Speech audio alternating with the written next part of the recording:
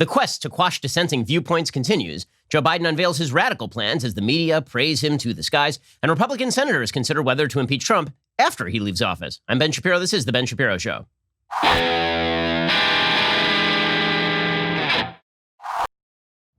This show is sponsored by ExpressVPN. Stop putting your online data at risk. Stop that. Get protected at expressvpn.com/Ben. It's a brand new week with brand new news. We'll bring you all of it in 1 second. First, let me tell you, you don't need to spend as much money as you're spending on your cell phone bill right now. You're spending hundreds and hundreds of dollars too much on your cell phone bill. Probably because a lot of those big carriers, they'll tell you that you need unlimited talk and unlimited text and unlimited data. You don't need unlimited data. That is how they are getting you. Here is what you actually need. Unlimited talk, text, 6 gigs of data for just $30 a month from my friends over at Pure Talk USA. When your family switches to Pure Talk from AT&T, Verizon, or T-Mobile, you could save over $800 a year, which is a lot of money, actually.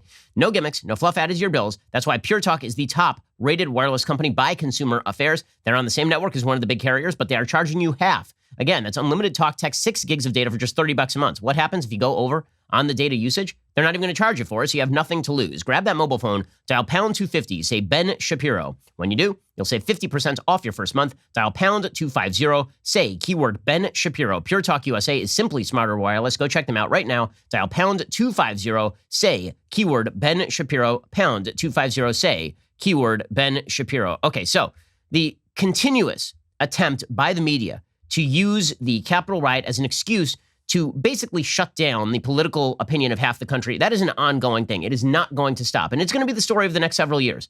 By the way, I said this literally the day of the riots. The theme of the show, the day after the riots, was twofold. One, what we just saw was evil. It was an outgrowth of people believing things that are not true and buying into a conspiratorial mindset. That was theme number one. Theme number two was the left is going to use this as a baton for the next several years in order to club into submission anybody who opposes any element of their agenda. See, right now, there are some Republicans who are receiving, quote unquote, strange new respect from the left. And these are people who very often I like. People like Senator Ben Sasse from Nebraska, people like Liz Cheney from Wyoming. Do you actually think that Democrats, for more than 5 seconds, are going to appreciate Liz Cheney and Ben Sasse? Do you think that's going to happen? You think the media, 5 minutes from now, are going to be talking about the wonders of Liz Cheney and Ben Sasse? That's not to say that what they have been saying or doing is wrong. It's just to point out that the left is completely untrustworthy. I'm not talking about good-hearted liberals. There are some of those. They exist. They are in the minority when it comes to the Democratic Party. They are in a vast minority when it comes to our media, for sure. Okay, the fact is that the strange new respect being garnered by some of these Republicans will evaporate literally the moment their agenda comes into conflict with the agenda of the left. I know this because I got some of this in 2016, right? In 2016, I didn't vote for either of the candidates. I said neither one of these people meets my minimum qualifications to be president of the United States. And I got a few nice articles from some of the big newspapers, the strange new respect. And then, literally the minute I said, oh yeah, and by the way, I also like Trump's judicial picks. It was like, oh, well, we always knew that he was a crazy right-winger liking Trump's judicial picks. That just shows that he's in league with fascism. And this is the game that the left loves to play. You're going to be their friend so long as they can use you to serve a particular agenda, and then you are the enemy. Well, right now, the left is going whole hog, full bore, in attempting to use what happened at the Capitol riot, again, an act of nearly unprecedented evil, right? It was the second storming of the American Capitol building in American history. It was like 1812 and now, right? So that was a very, very ugly, horrifying incident. We are very lucky it didn't get a lot worse because there is some pretty solid evidence that people in the building wanted to do actual violent harm to Vice President Pence, to members of the Senate, to members of Congress. Also, members of the media, members of the tech companies, members of the Democratic Party are seeing this as just a way to, as a pretext, frankly, to shut down other alternative sources of information. We saw this all last week. We saw it some of the week before. We've been seeing it for a long time. This goal of the left, which was to sort of chip away at the facade of free speech until it crumbles. Well, now they're not just chipping away. They've grabbed the jackhammer and they are just going to work. Everybody who supported Trump in any way is now guilty. You're a racist. Therefore, your rights do not matter as much as other people who are not racist, meaning they agree with the folks over at CNN. If you are on Facebook, if you're on Twitter, if you have any following, well, you are a danger to the republic. Because you know what would be great? Unity. Unity through surrender. All you guys have to do is just surrender, and then we'll have unity again. Isn't that an exciting piece of news? And there is no question that this is the agenda that is going to be pursued. Now, there are two agendas that are scary for people who are conservative. One is the sort of legislative agenda of the Democratic Party, which does run contrary to American perceptions of rights on everything from economics to freedom of speech to freedom of religion. And we'll be talking about all of those legislative infringement, those executive infringements against your rights under the Constitution of the United States. But there is something else that's happening, and that is the continuation, the deepening, the broadening of a social culture of ostracization, marginalization, and quashing of dissent. That is America has always run along two tracks, right? One track is the governmental, and then there's the cultural. And when the culture of the United States is censorious, when the culture of the United States is one that does not tolerate dissent, when the culture of the United States ostracizes particular points of view, very often it is only a moment before that is actually encoded in legislation. And even without it being encoded in legislation, it can make your life absolutely miserable. If you're barred from jobs because of your political point of view, if you're barred from the media through which you disseminate information, not media as in like the press, like the medium, plural, if you are barred from the use of social media, for example, because your viewpoints are now considered dangerous, not on the basis of you actually posing a danger, but on the basis that perhaps some nutty person could take your views and then twist them to get to a particular conclusion, and now you can be blamed for the violence. Well, the social situation in which you live is just going to be made worse and worse. The polarization is going to get wider and wider. Unity is not going to be constructed this way. Unity is constructed through honest engagement. But what we have right now is dishonest disengagement. And you can see it. The media are pushing this hard. Why? Well, two reasons. One, they're ideologically driven to do it because they sense the kill. They sense the kill. They believe that the Obama coalition created in 2012, which was the quote-unquote coalition of the dispossessed, it was going to be a group of people who had been marginalized by American society. That was their coalition. Various racial, ethnic, sexual orientation groups all cobbled together with college-educated white women. That was going to be the new Democratic coalition. It was the coalition of the ascendant. It was going to wipe away all of the past of America and bring us into this brightened future. It was delayed by the election of Trump. It was delayed by the Republicans in 2010 when the Republicans won Congress. Well, now they're going to move ahead full steam, right? This is the backlash. And they will brook no dissent. They will brook no discussion. The discussion is over. Now it's just time to move. Right? That is what we are getting. So there's an ideological sense in the media that now is their moment. Now is the moment to usher in utopia, and anyone who stands in the way of utopia is an obstacle. You're either a tool or you're an obstacle in the leftist pursuit of utopia in the media. That is number one. Number two, there's an actual market reason why you want to get rid of your competitors. See, we here at the Ben Shapiro Show and at Daily Wire generally, we cut against our own market interests because we don't like to engage in either regulatory or cultural capture. What I mean by that is we have never said that people who disagree with us should be quote-unquote deplatformed. We have never claimed that you should not listen to Pod Save America. We have never claimed you should not watch MSNBC. We have suggested disagreement with those people. I've said many of those people I think are idiots, but I've never said that their advertisers should pull. I've never suggested that podcasts should be pulled from Apple Podcasts or that people who do shows for those outlets should not be allowed to write for popular publications. I've never suggested that any of these places ought to come down, other than when I suggested that maybe mutually assured destruction has to take place because the left is aggressing in this area. Okay, but the left has a market. Now, it would be in my market interest to see all of our competitors go away. It would, right? When it comes to you making money, getting rid of your competitors is very useful, but that's not what we do here at Daily Wire. We have encouraged people to go join up with alternative services, not only on the left, but on the right, right? People who are in our direct space, quote unquote, direct competitors. Many times on the show, I have told you that you should go get a subscription at places that you enjoy, right? Places that are not us. Okay, and I thank you for doing that. Really, we thank our audience because you make it possible every single day for us to do what we do, and we couldn't be more grateful for that as we surge into new areas. Okay, but when it comes to the media, again, it's twofold. Their goal: one, ideological dissent must not be brooked, and two, what if we could just wipe away the competition? They didn't exist anymore. Wouldn't that be nice? Then you wouldn't have to worry about people watching the Ben Shapiro Show as opposed to CNN Daytime. What if it just didn't exist? That'd be great, wouldn't it? You think I'm exaggerating here? That this is not the agenda on wide parts of the left? Again, not everybody on the left feels this way. There are some liberals who believe in the possibility of having discussion and dissent and debate, but they are increasingly a minority inside their own political worldview.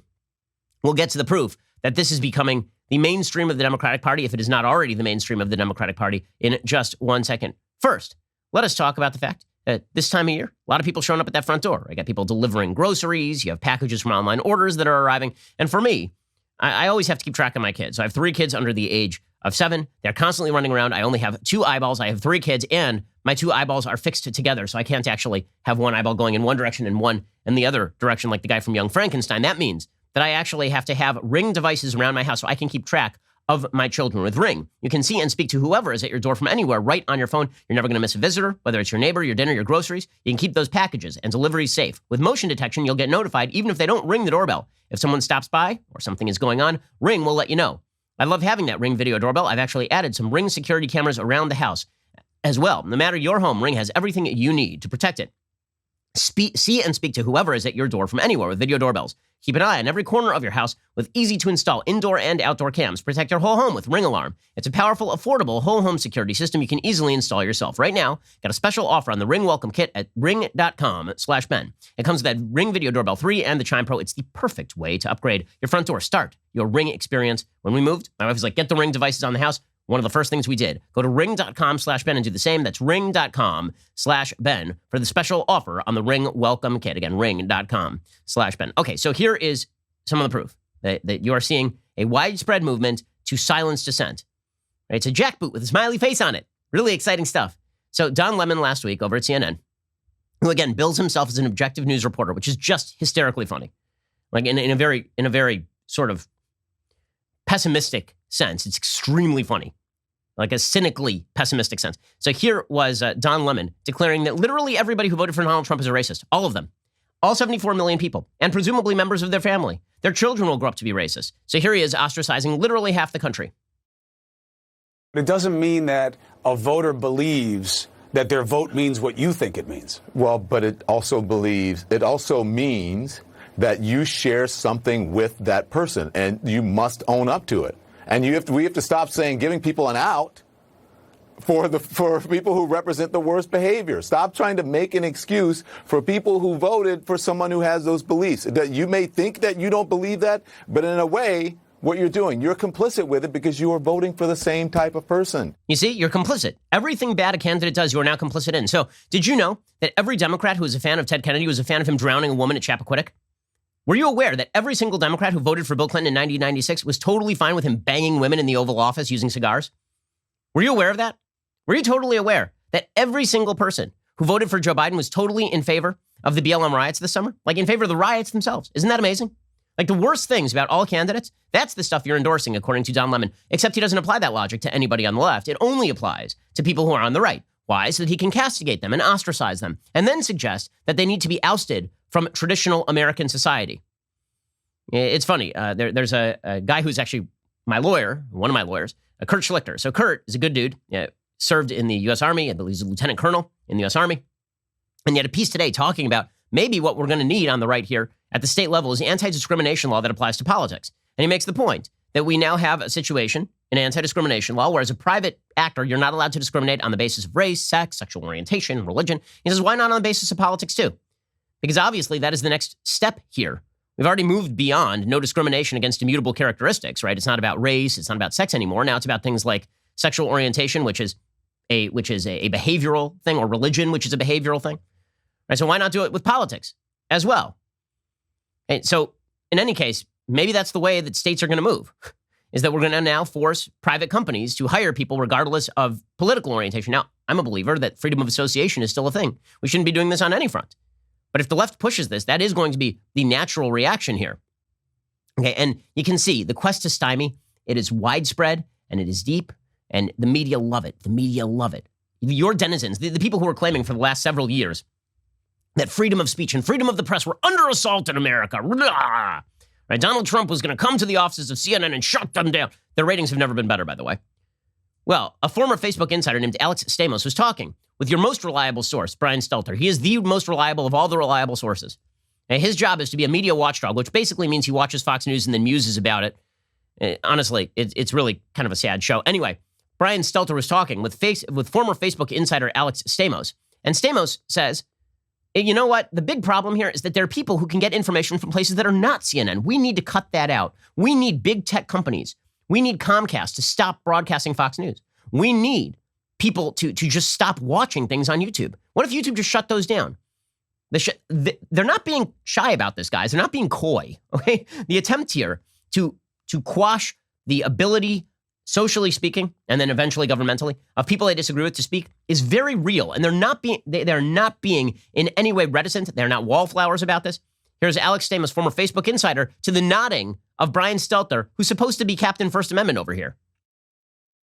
We have to turn down the capability of these conservative influencers to reach these huge audiences. There are people on YouTube, for example, that have a larger audience than daytime CNN, and they are extremely radical and pushing extremely radical views. And so it's up to the Facebooks and YouTubes in particular to think about whether or not they want to be effectively cable networks for disinformation. And then we're going to have to figure out the OANN and Newsmax problem. That these companies have freedom of speech, but I'm not sure we need Verizon, AT&T, Comcast, and such to be bringing them into tens of millions of homes. Right? We need to deplatform all of these places. Now, here's the thing. It sounds nice when you're talking about people who are quote-unquote outliers, these radicals. But who the hell is he talking about? Who's he talking about? Well, maybe he's talking about, folks like Alex Jones. But I believe that Alex Jones was already pulled off of YouTube. I opposed that at the time, by the way. Not because I agree with Alex Jones. I think Alex Jones is a kook and a nut. But because I don't think that these folks have any standards whatsoever. I think that their standard for people who should not be platformed on YouTube is they disagree with me. When he says that Newsmax and OANN ought to come down, I don't think that he believes that because OANN and Newsmax were saying things that were not true about Dominion voting systems and the veracity of the last vote.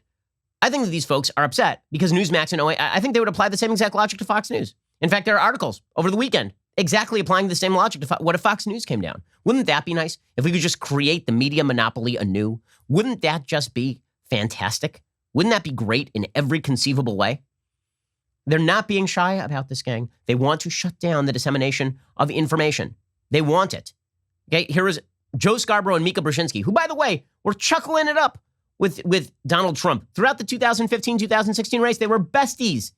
Scarborough and Trump were besties with testes, man. They were just on TV, hanging out all day long, joking about the other candidates, and they were good friends. And there's a rumor that Joe Scarborough wanted to run with Donald Trump in 2016. Now, Scarborough and Mika are saying things like, you know what? It's time to maybe we should deplatform Twitter and Facebook because of the riot. Not because they hate tech bros who run Twitter and Facebook, but because those are places where you can get alternative information. So this is the threat. The threat is do what we want, or maybe we should just deplatform you. Maybe we should get rid of you. I mean, if you can't see the threat here, if you can't see the socially fascistic threat here, I don't know what you're watching. I don't know what country you're living in if you don't see the socially fascistic threat that has been materializing in extraordinarily rapid fashion. I mean, the Capitol riot was chum in the water to people who wanted to shut down freedom of speech and freedom of dissent. Those rioters did something horrible and evil. They believed lies. They believed untruths. They were doing crazy things. They are criminals who should go to jail. It is also true, again, two things being true at once, that there are a bunch of people who saw this as an opportunity, and now they've ratcheted up the volume in dramatic fashion. Here was Mika and Joe talking about Twitter and Facebook. Because Facebook's algorithms were set up to cause this sort of radicalism to explode, guess what happened? Their likes exploded. The people following them exploded. So you actually had Facebook and Twitter set up their business models in a way that would lead to the insurrection against the United States of America. It is on them. And here's the best news of all. Members of the media, they cannot identify their own bias. You see, from where they sit, they don't even understand what I'm saying. It doesn't even compute. It doesn't compute. If you say to them, guys, you at CNN, you have a bias, and you've disseminated misinformation many, many times. You spent 4 years pushing the Russian collusion nonsense. You suggested that the Covington Catholic kids were a bunch of racists. The members of the media spent months declaring that riots were not riots. They were mostly peaceful protests. You spent months declaring that every death in the United States because of COVID was because of Donald Trump. I mean, you guys disseminate information on an extraordinarily regular basis, and sometimes you have to actually pay up in lawsuits. CNN was sued, and they paid a settlement to the Covington Catholic kids. But if you say that to them, they're like, yeah, but we're different. We're totally different than anybody else because we are objective. It's not just that they masquerade as objective. It's that they have imbibed into their bones the lie that they are objective. They've imbibed into their bones the idea that they hold themselves to a higher standard. They do not. They hold themselves to a lower standard because in many cases they are more dishonest. They are extraordinarily dishonest, not in that they are telling overt lies all the time, but in that they lie about themselves. They lie about what they are and what they are not. If you think that Don Lemon or Chris Cuomo or, yes, Jake Tapper, that they don't have political opinions, and I like Jake, that they do have political opinions, and it is fairly obvious they have political opinions. They do have audiences, and they do cater to those audiences. That's why they're on the air, and the audiences have political opinions. Now, last week, when there was this big hubbub about Politico, because I wrote the Politico playbook, world-shattering event, I got a call from somebody over at Politico, and I was talking with that person. And I said, the reason that you're getting this blowback is because 80 to 90% of your readership is on the left. And they're like, no, I don't think that's true. I was like, then why didn't you get blowback for Chris Hayes the day before? Like, well, Chris isn't that controversial. Seriously?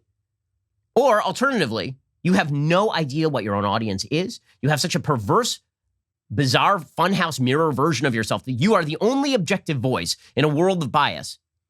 It's kind of self-serving, don't you think? Okay, we'll get to the complete lack of self-awareness among members of the media, which allows them to push forward with a censorious social sphere in just 1 second. First, let us talk about the fact that if you got a medical condition and you haven't gotten it solved, that's a mistake by you. You should not be making that mistake. And some medical conditions are, weird to talk about, difficult to talk about, awkward. Erectile dysfunction, high on the list. Well, with Roman, you can get a free online evaluation and ongoing care for ED, all from the comfort and privacy of your home. A healthcare professional will work with you to find the best treatment plan. If medication is appropriate, Roman will then ship you real medicine with free 2-day shipping. The whole process is straightforward, simple, discreet. Getting started is really easy. Just go to GetRoman.com/Ben, complete an online visit. Erectile dysfunction used to be tough to talk about. Now there is Roman. Complete that online visit today to connect with a doctor and get it taken care of. Just head on over to GetRoman.com/Ben to get up to $50 off your first month of ED treatment, a free online visit, free 2-day shipping. That's GetRoman.com/Ben for up to $50 off your first month of ED treatment. GetRoman.com/Ben.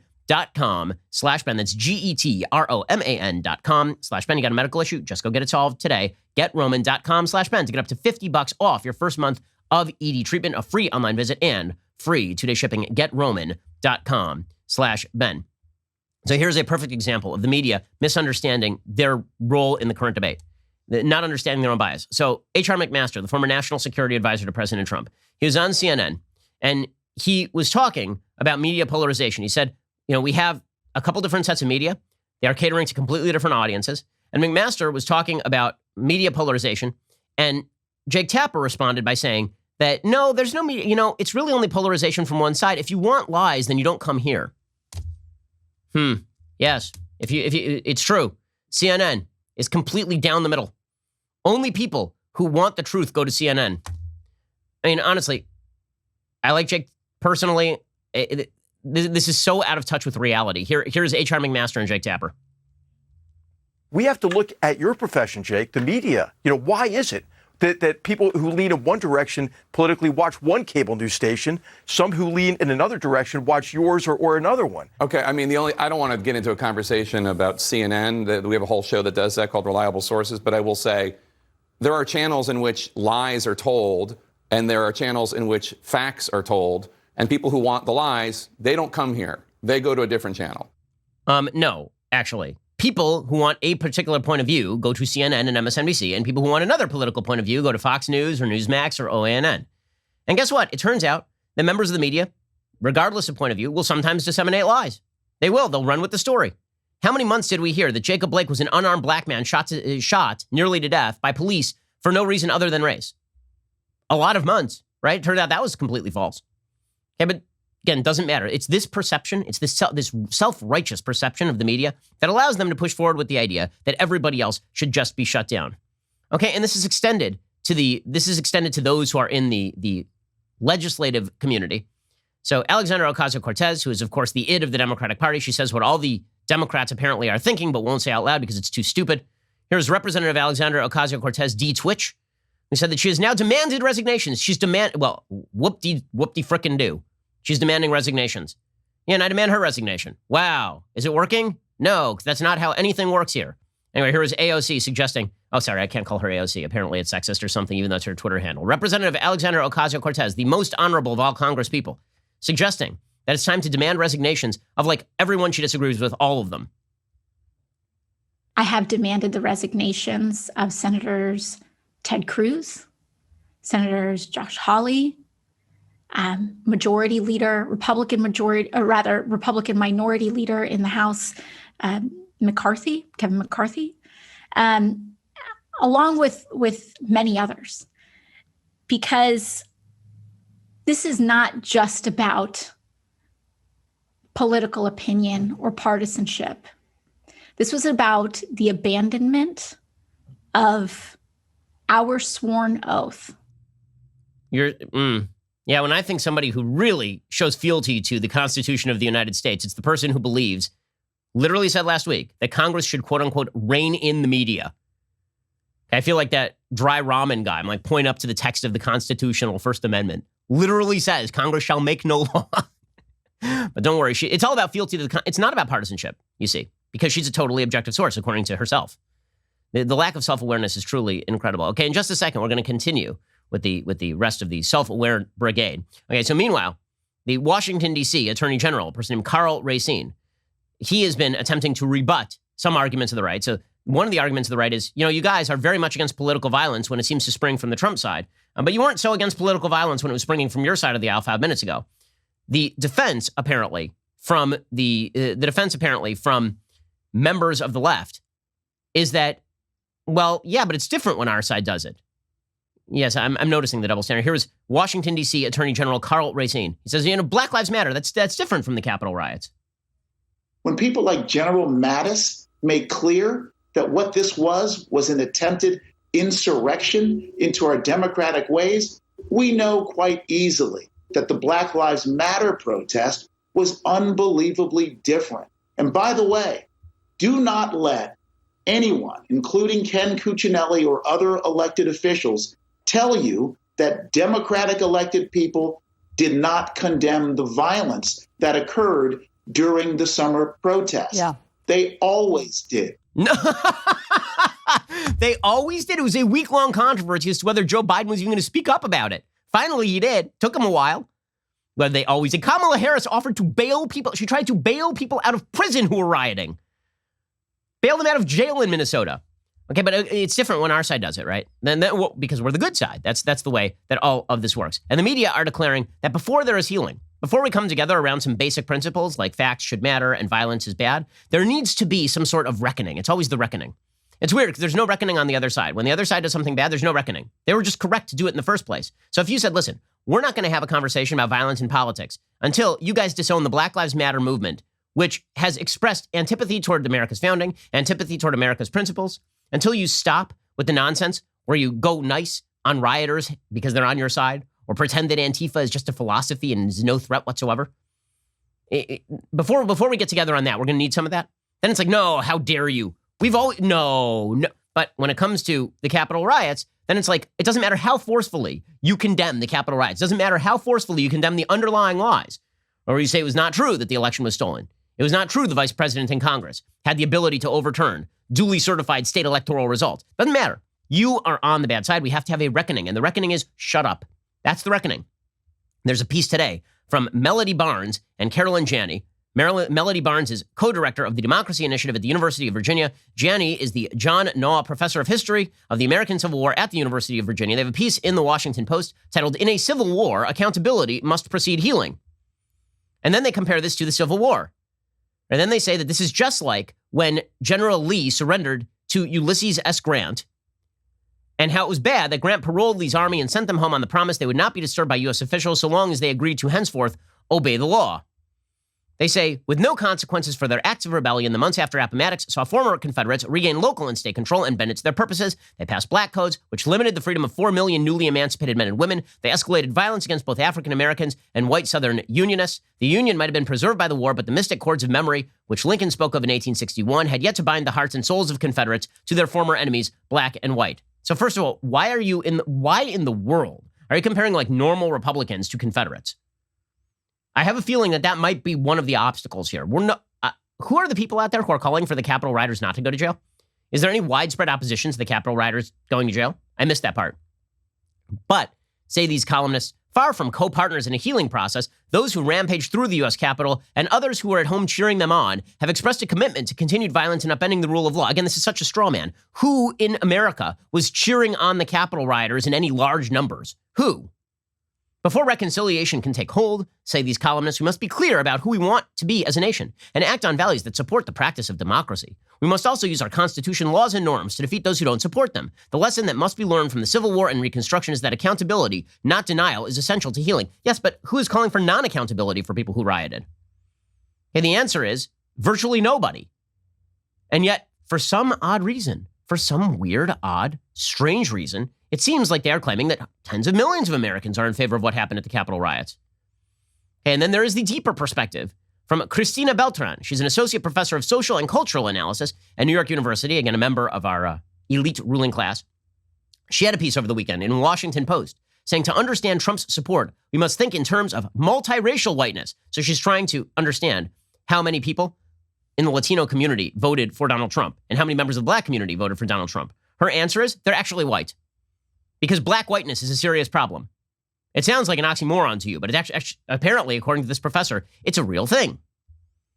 What are we to make of the leader of the Proud Boys, who is of Latino descent, and more broadly of Latino voters inspired by Trump? What are we to make of unmistakably white mob violence that also includes non-white participants? I call this phenomenon multiracial whiteness, the promise that they too can lay claim to the politics of aggression, exclusion, and domination.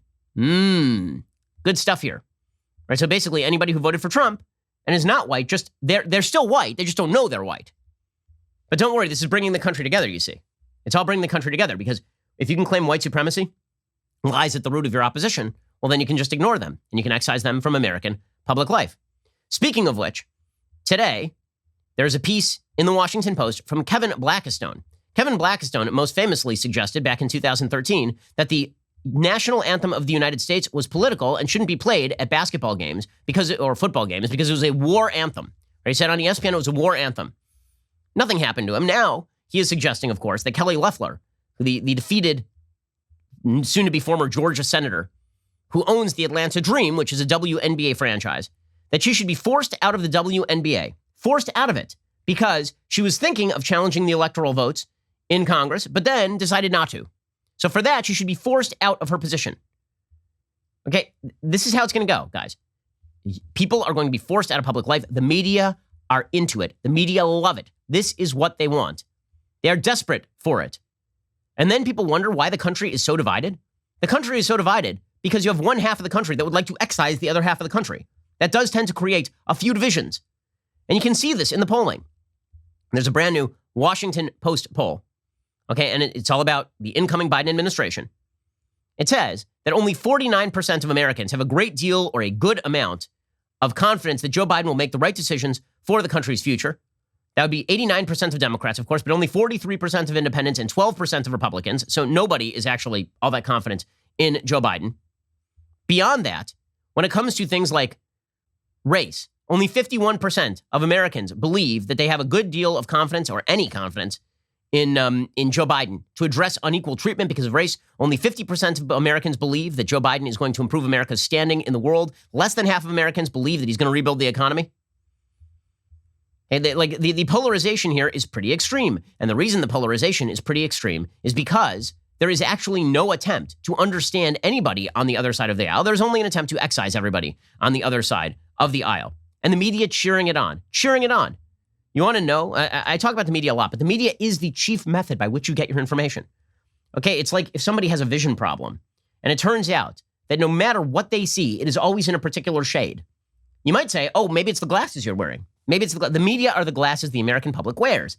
If those glasses happen to be tinted a particular shade, a particular shade of blue, everything is going to be viewed through those spectacles. And if somebody ever says, hey, you might want to try this other pair of glasses, and then the members of the media are like, no, you can't try those other pair of glasses. Those other pair of glasses can make you into terrorists.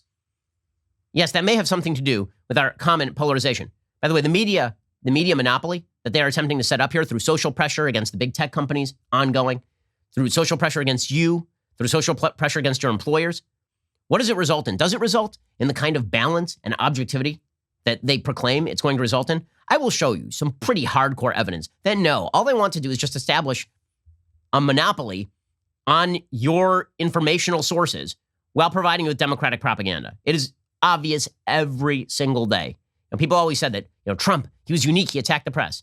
No, folks on my side of the aisle, my parents canceled the LA Times in the mid-90s because of the bias of the LA Times. This is a long problem. And the media's decision to become a tool of one political party as opposed to the other is one of the greatest exacerbating factors in the conflict that is ripping apart American everyday life. We'll get to more of this in just 1 second. First, let us talk about the fact that right now you probably have a balance on your credit cards and it has a higher interest rate than you would prefer. Right? An easy way to get in serious loads of debt is to take out a loan on the credit card and then not pay it back because pretty soon those start racking up at exorbitant charges. If you're thinking about the high interest rate credit cards you used over the holiday, it's time to refinance those credit cards. Only Lightstream was ranked number 1 by J.D. Power for customer satisfaction with personal loans. Lightstream's credit card consolidation loans, they start at just 5.95% APR. With autopay and excellent credit, you could save thousands in interest. You can even get your money as soon as the day you apply.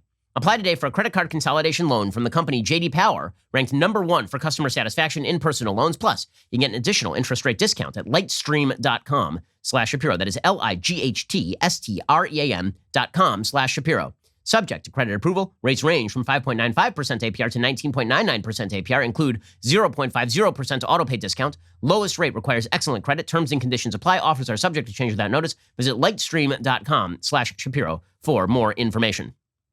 Okay, in just a second, we are going to get back to the proof that the media, who are attempting to establish a monopoly on your ability to see information, that they are a little biased, just a little, that their perception of themselves is not accurate. First, let me remind you, last Thursday was an awesome day for Daily Wire. We made our first entrance into entertainment content with our first feature film, Run, Hide, Fight. It is awesome. It is an awesome movie. And you want to know how awesome the movie is? Head on over to Rotten Tomatoes.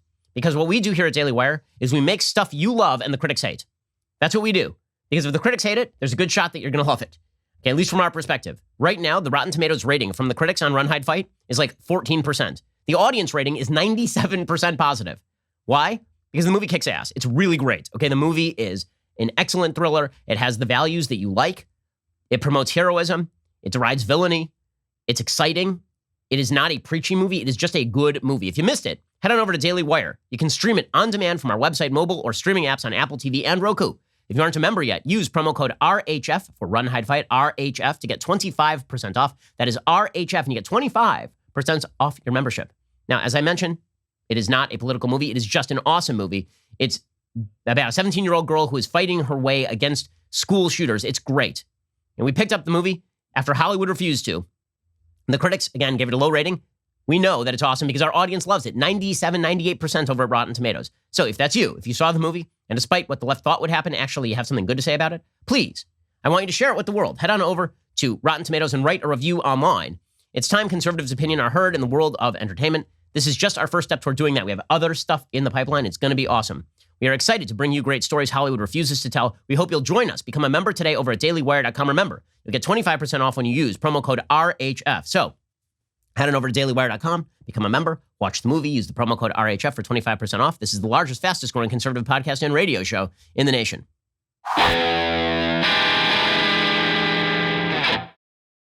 Hey, so that new wonderful, clean and pure dissemination of information, the organs of our media, the ones that you trust, right?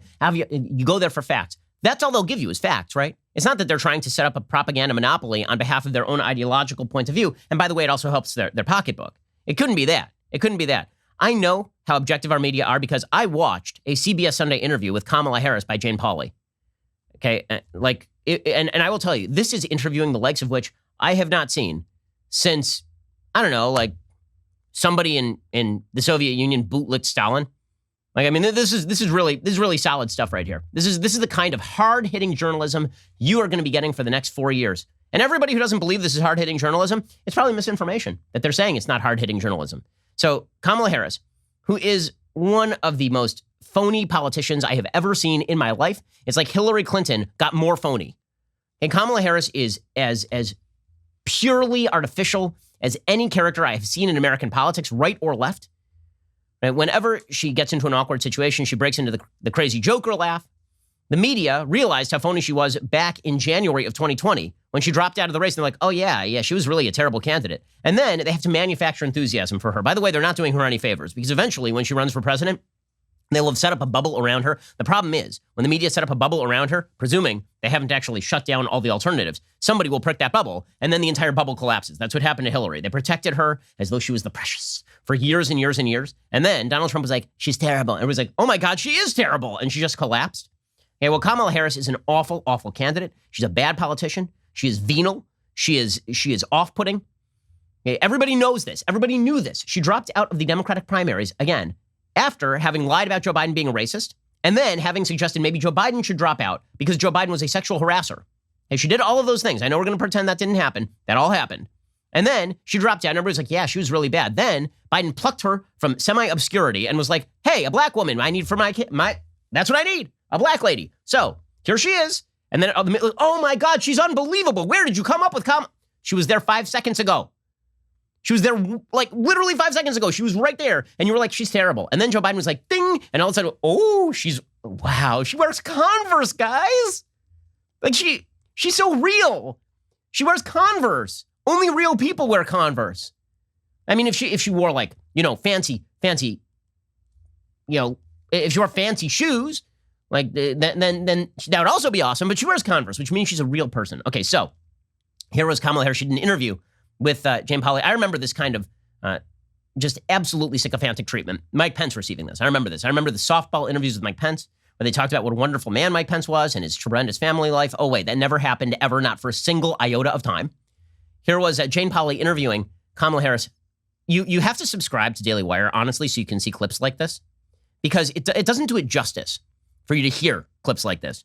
You need to subscribe so you can see visibly clips like this, because Jane Pauley's reaction is everything here. It's not Kamala Harris in this. Like, Kamala Harris is just as phony and awful as she always is. It is Jane Pauley's reaction to this clip that is it's just astonishing. It's astonishing. It's everything. Here is Kamala Harris being interviewed by the very objective journalist Jane Pauley over at CBS Sunday. I was raised to understand many people will tell you it is impossible, but don't listen. I mentor a lot of people and I tell them that there will be people who will say it's not your turn, it's not your time, no one like you has done it. And I'll tell them, and don't you listen? And then I will go on to tell them, I eat no for breakfast. What is that? What in the world is that? So Kamala Harris breaks into that crazy Joker cackle, right? Because that's her only line. I don't know what's going on with her, but she like is constantly breaking into this weird, like she starts the sentence with laughter and then she ends the sentence with laughter. And it's not funny. So you mostly get the impression that she has somehow been dumped into a vat of the Joker's laughing acid, right? That weirdly makes you laugh for no apparent reason. Okay, so she does that. And what does Jane Pauley do? She starts mirroring it. Right? The expression, I'm going to describe it to you because if you can't see it, you should have it described to you. Her reaction is that she goes into an enormous, open-mouthed, astonished smile, increasing in enthusiasm and craziness. It's wild. It's why I play it again, because it's insane. What is that? What is that? Okay, I'll tell you what that is. That's your entire media when faced with a Democrat. That's your entire media. That is the face of your media. Capture it, put it on your wall. That is the face of the entire media anytime a Democrat is elected. When it was Barack Obama, that was the media's face. When it's Kamala Harris, that is the media's face. When it's Joe Biden, that is the media's face. But these are the people who are super objective. They are your guides, don't you see? They will tell you when dissemination of information is improper. They will shut down Facebook and Twitter because, God forbid, shows like this one should have greater ratings than the midday crap they put on at CNN. That is the face of your media. Jane Pauley, face of the media. Give her an Emmy right there. That is it. That is the face of your media. Forever. Okay, the Orwell line is that the future of America is the future of Western civilization under dictatorship would be a boot stamped on the human face forever. The future of your media is that Jane Pauley face forever, for all time, right? That is because those are your truth tellers. Those right there, those are your truth tellers. And it's not just Jane Pauley, of course. I'm suggesting she's representative of the media because she is representative of the media when faced with Kamala Harris, who has now been deemed wondrous. Somebody came into the studio this morning like, all my friends love Kamala Harris. No, they don't. No, they don't. They've been told that they should love Kamala Harris. Nobody in American politics, if people liked her, Kamala Harris, she would have scored more than 0 in the Democratic primaries. 0. I was like, no, you've just been convinced because they're going to have, they had a full controversy for a week over the Vogue cover of Kamala Harris, which was supposedly disrespectful because she was wearing Converse, which she does. Okay, amazing. Okay, but I don't stop there when I bring you stories of the media's boot-licking slavishness to the Democratic Party. How about this one? This is from the religion section over at the Washington Post. Okay, remember, not an op-ed. It's from the religion section. Joe Biden's Catholicism is all about healing. Now he will lead a suffering America. Did Castro's press do any better than this? How about like Hugo Chavez's press? It was like just like that. Joe Biden's Catholicism is all about healing? Is it though? He's been denied communion on the basis of his unwillingness to support pro-life views. Okay, his Catholicism, it's all about healing. He's like the Pope. He's like the woke Pope. It's really exciting. Now he will lead a suffering America. I can't wait for Joe Biden to grant me some Catholic absolution. I can't wait for it. I'm super excited about it. Because when I think of just a brand of Catholicism that heals America, it's definitely the brand of Catholicism that says that we should let boys into girls' locker rooms, that we should shut down religious freedom on the basis of quote unquote transgender rights, and that we should ensure that abortion is made available to as many people as humanly possible. That sounds like super Catholic stuff to me. This is in the religion section of the Washington Post.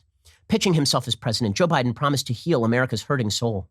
His experiences with suffering and healing were well known, including the deaths of his wife and 2 children, his struggle against stuttering, many political losses. On a bigger stage than ever, Biden was trying to show the country how he did it, through his Catholic faith. Now, Biden will lead a nation deeply in need of healing. With soaring coronavirus cases, thousands dying daily, millions out of work, hunkered down in isolation, he is not facing one America but 2, each claiming with new religious fervor that God and righteousness are on its side. As divided as any are Biden's own people, U.S. Catholics, with millions who don't even see him as a legitimate Catholic at all because of his support for abortion access and LGBTQ equality. And the question is how the country will adjust to a man whose faith doesn't feature literal Bible-waving promises to save Christianity or threats that political opponents might eliminate God. Biden presents a less common image, a devout, church-going liberal. The country will soon observe for the first time a president who goes to Mass every Sunday, plus on Catholic feast days and sprinkles conversation casually with scripture, religious hymns, references to religious history, but describes faith's purpose in general, inclusive terms as sustenance for the weary, encouragement for the suffering, and obligation to welcome and care for one another. Wow, I mean, that sounds controversial to me. Wow, why would anybody disagree with Joe Biden? I mean, the man's obviously in favor of every good thing and against all the bad things. And his Catholicism is super duper pooper scooper unifying. So that's exciting. Meanwhile, as if that pathetic interview from Jane Pauley wasn't enough, Jessica Bennett over at the New York Times has a piece today called Kamala Harris Will Make History. So will her big blended family. Stepkids, nieces, a doting husband, his ex-wife. What the Harris Emhoffs can show the country. Remember that time when the media decided that Mike Pence was a very, very bad man because he's been married to one woman for his entire life? And not only has he been married to one woman his entire life, he asks her permission before he goes out one-on-one with women from the office because he wants to respect her. Remember that? That was a national controversy. Well, Kamala Harris's family is now fair game, but only insofar as they are just the most wondrous of all the wondrous people. So much wonder, so much wonder. Guys, if you view anything that is not this, you're engaging in wrong thinking, and you must stop that. You must stop that immediately. Now, what is all of this in service of? What is all of this in service of? Is it going to be in service of a moderate agenda, an agenda that brings America together? Because that's what I've been informed, right, is that he's bringing America together with faith. Because when I think of faith leaders, I think of Joe Biden. Okay, but he's going to bring us all together. But he shouldn't bring us all together with like actual, moderate policy where we kind of reach some sort of consensus. He should bring us together by cramming. Again, all of this is about the cram down. All of this is about a monolithic media propagandizing on behalf of Joe Biden so he can cram down radical policy. That's what this is. It is rife throughout his administration on every issue, on virtually every issue. Okay, he's not going to be standing up to the radical left. He's just going to be mainstreaming the radical left. That's all he's going to be doing. We all know this. This is not a secret. Okay, Joe Biden is a political phony. He has been a political phony his entire life. There's nothing new about this. He's been in Congress since he was 30 years old. He was actually too young to serve in the Senate when he was elected. Okay, he's been in Congress since he was now 7 years younger than I am. He's been living on the public dole that long. He's a lifelong politician, but he is a man of moderation and principle, or alternatively, he's just a tool for whatever the prevailing ideology of his party is that day. And the prevailing ideology of his party is radical leftism.